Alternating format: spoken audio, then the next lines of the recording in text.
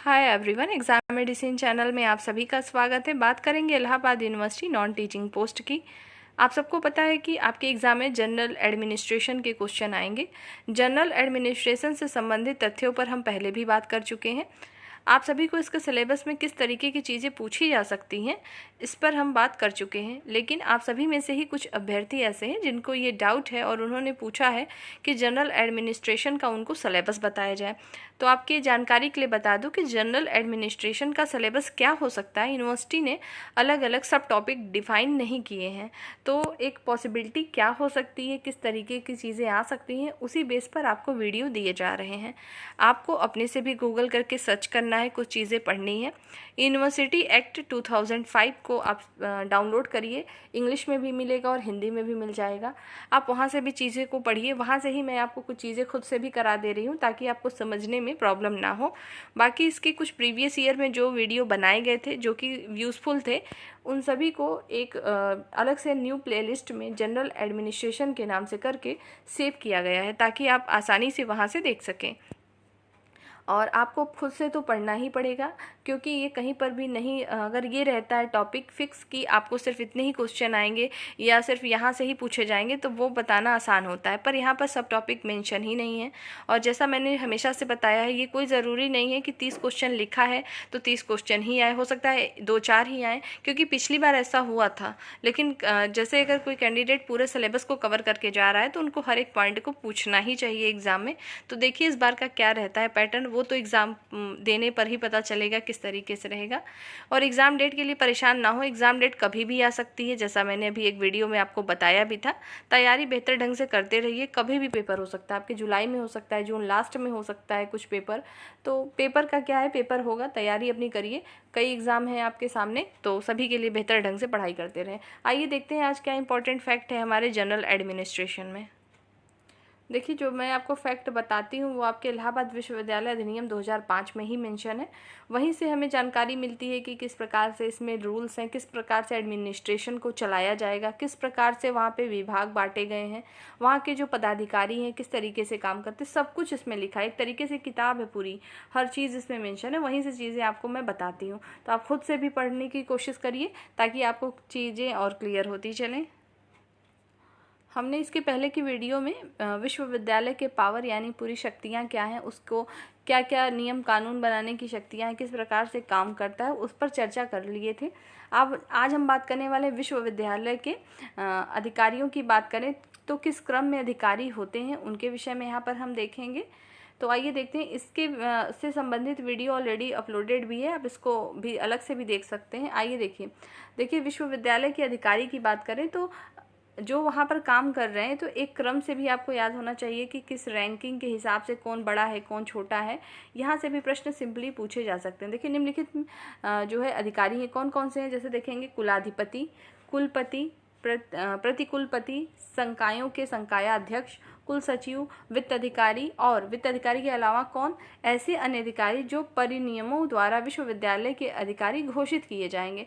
जैसे जैसे ज़रूरत पड़ती है तो कुछ परिनियम बनाए जाते हैं, मतलब जो ज़रूरी नहीं है कि इसमें मेंशन हो, मतलब इसके एक्ट में लिखे गए हों, लेकिन अलग से जब भी विश्वविद्यालय को ज़रूरत पड़ती है तो अलग से अधिकारी बनाए जाते हैं, उसको घोषित किए जाते हैं। तो 7वें नंबर पर वही आएंगे। इसका रैंकिंग याद कर लेंगे।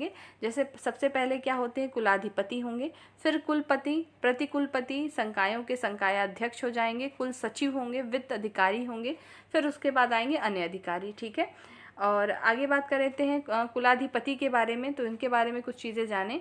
देखिए, कुलाधिपति की नियुक्ति कुलाध्यक्ष द्वारा ऐसी रीति से की जाएगी जो परिनियमों द्वारा दी जाए। कुलाधिपति अपने पदाभिधान से विश्वविद्यालय का प्रधान होगा और यदि वह उपस्थित है तो उपाधियां प्रदान करने के लिए आयोजित विश्वविद्यालय के दीक्षांत समारोह और सभा के अधिवेशनों की अध्यक्षता करेगा। डायरेक्ट आपसे प्रश्न इस तरीके से पूछा जाएगा।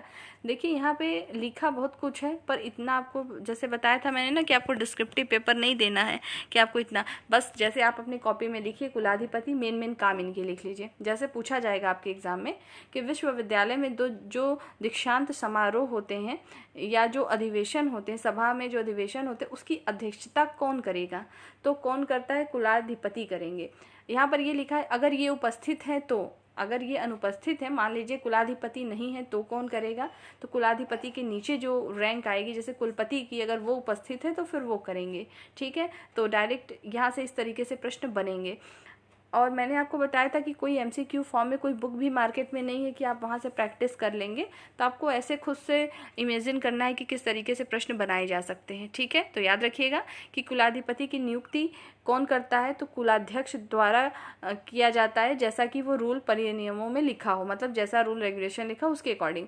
और इसकी नियुक्ति के विषय में पहले भी मैं बता चुकी हूँ, उसकी वीडियो अपलोडेड है, देख लीजिएगा।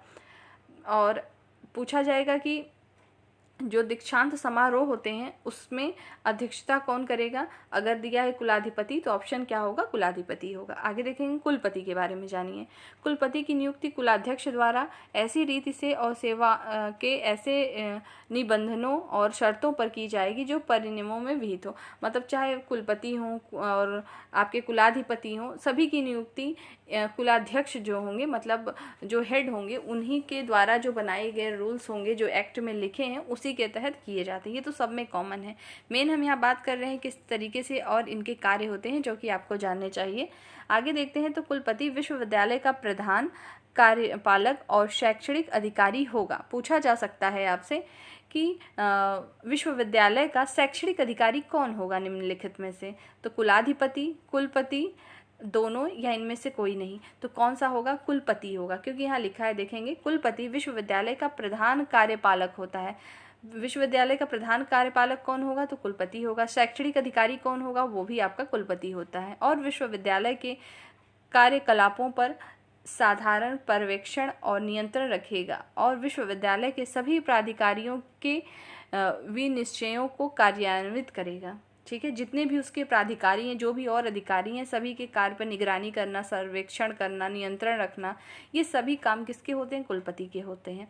आगे देखेंगे, यदि कुलपति की यह राय है कि किसी मामले में तुरंत कार्रवाई करना आवश्यक है तो वह किसी ऐसी शक्ति का प्रयोग कर सकेगा जो विश्वविद्यालय के किसी प्राधिकारी को इस अधिनियम द्वारा या उसके अधीन प्रदत्त है और अपने द्वारा उस मामले में की गई कार्रवाई की रिपोर्ट उस प्राधिकारी को उसके आगामी अधिवेशन में देगा।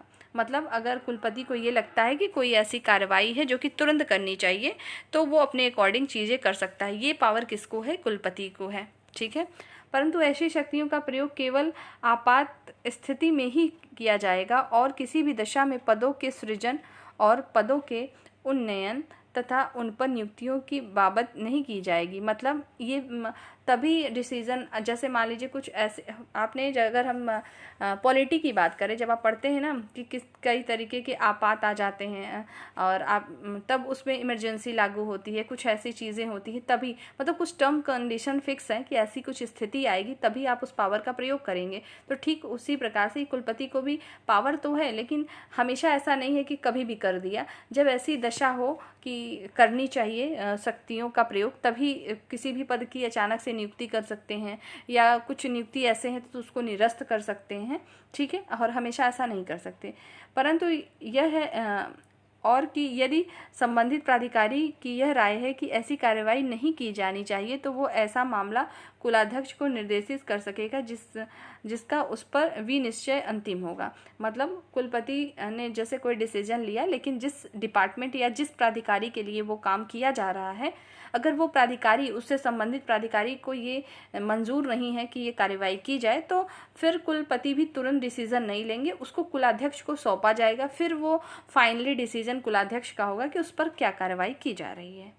आगे देखेंगे, इसमें और भी कुछ इंपॉर्टेंट चीज़ें लिखी हुई हैं, देखेंगे। परंतु यह और भी कि विश्वविद्यालय की सेवा में किसी ऐसे व्यक्ति को जो इस उपधारा के अधीन कुलपति द्वारा की गई कार्रवाई से व्यथित है, यह अधिकार होगा कि जिस तारीख को ऐसी कार्रवाई का विनिश्चय उसे संसूचित किया जाए, उससे 3 मास के भीतर, मतलब 3 माह के भीतर वह उस कार्रवाई के विरुद्ध अपील कार्य परिषद को कर सकता है। और तब कार्यपरिषद कुलपति द्वारा की गई कार्रवाई को पुष्ट उपांतरित कर सकेगा और उसे उलट भी सकता है। मतलब अगर मान लीजिए कुलपति ने कोई कार्रवाई कर दी जो कि अगेंस्ट थी किसी के, और जो उसके प्राधिकारी है उसको पसंद नहीं है वो चीज़, ठीक, तो आप जैसे कुलाध्यक्ष के पास जाइए, 3 माह के लिए आप 3 माह के अंदर आपको क्या करना है, आपको अपील करना है। कहाँ अपील करना पड़ेगा? कार्य परिषद में। तो कार्य परिषद में आप अपील करेंगे, फिर आपकी कार्रवाई चलेगी, फिर जैसा भी डिसीजन होगा, तो ये कोई ज़रूरी नहीं है कि कुलपति की जो कह दिया तो वो पत्थर की लकीर है, उसे बदला नहीं जा सकता, बदल सकते हैं। फिर उस पर कार्रवाई होगी, अगर वो सही है, पुष्टि होगी तो ठीक है, नहीं तो उसके जो आदेश हैं उसको उलट भी सकते हैं, मतलब उसको बदला जा सकता है, ठीक है। कुलपति ऐसी अन्य शक्तियों का प्रयोग और ऐसे अन्य कर्तव्यों का पालन करेगा जो परिनियमों का या अध्यादेशों द्वारा विहित किए जाएं। मतलब कुलपति जो है कुछ शक्तियां हैं, कुछ पावर हैं और उसके कार्य हैं जो कि परिनियमों में, अध्यादेशों में लिखे हैं, उसके अकॉर्डिंग ही काम करेगा।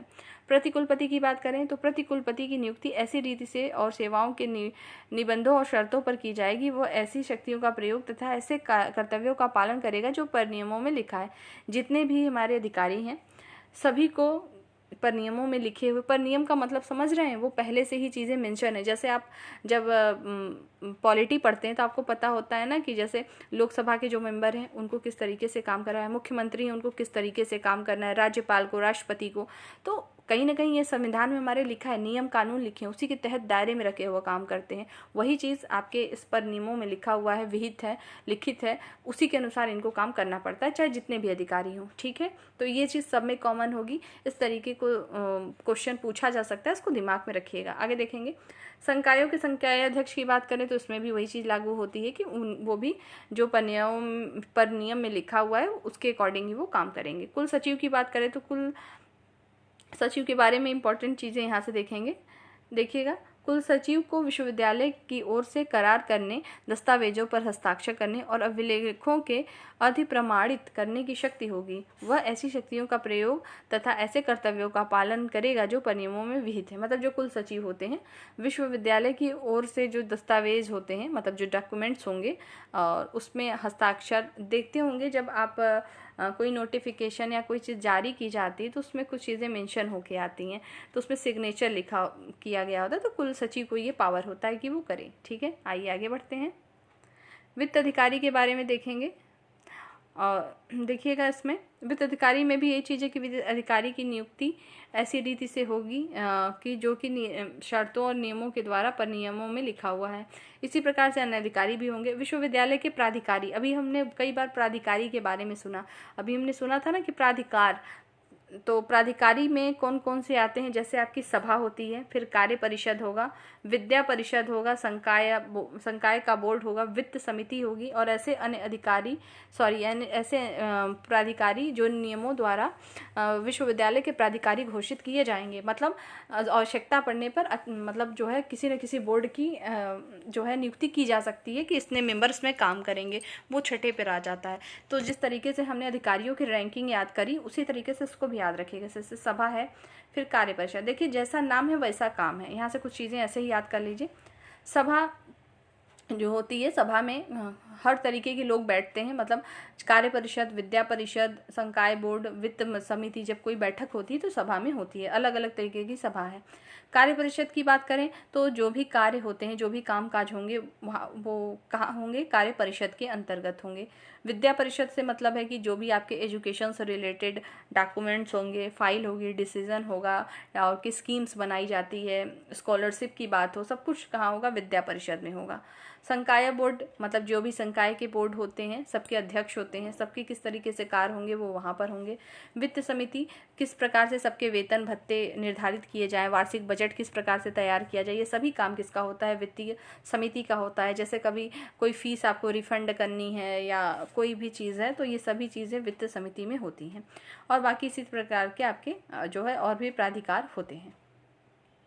सभा के बारे में कुछ इंपॉर्टेंट चीज़ें आइए देखते हैं क्या चीज़ें हैं। सभा का गठन तथा उसके सदस्यों की पदावधि पर नियमों द्वारा विहित की जाएगी।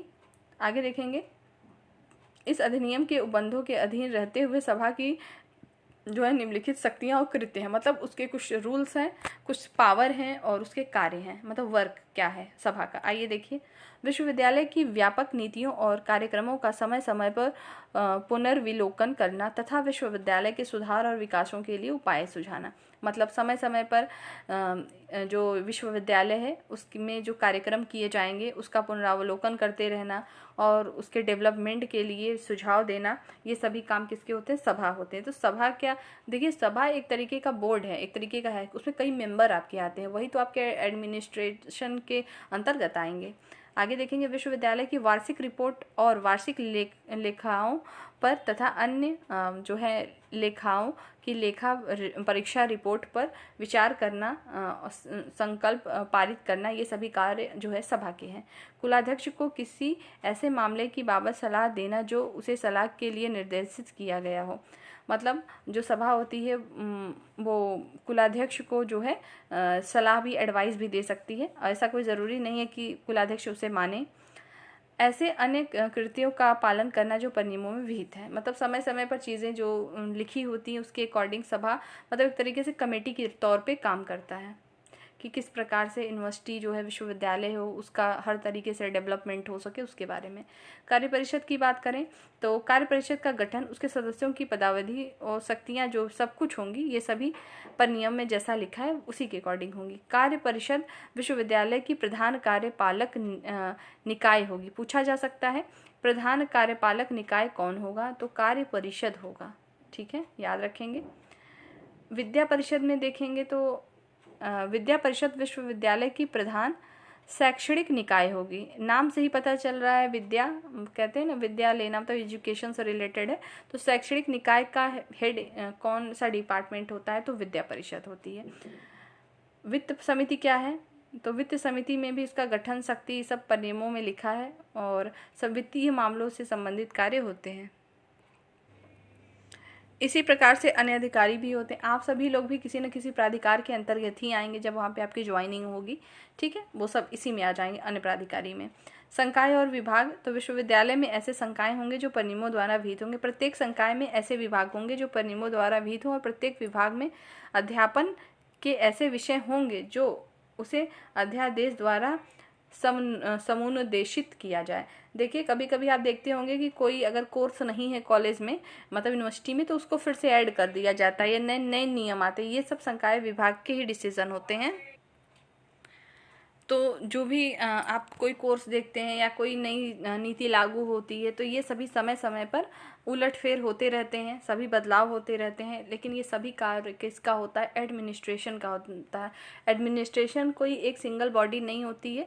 देखने में, सुनने में तो सिंगल लगती है, लेकिन उसमें कई लोगों का सहयोग होता है, कई लोगों के संगठन से ये चीज़ें बनती है। ठीक है, तो ये एडमिनिस्ट्रेशन से संबंधित कुछ पॉइंट मैंने आपको बताए हैं। इसको अच्छे से समझने की कोशिश करिएगा, खुद से पढ़िए। कुछ चीज़ें खुद से पढ़ने में नहीं समझ में आती, इसलिए जो मुझे लगता है कि इंपॉर्टेंट है मैं आपको दे भी दे रही हूँ। बाकी आप अपने स्तर से पढ़िए। मैंने जैसे बताया कि यूनिवर्सिटी एक्ट को डाउनलोड कर लीजिए गूगल से, आपको वहाँ भी मिल जाएगा, उसको पढ़िए। और भी कहीं से अगर आप पढ़ सकते हैं तो पढ़ लीजिए।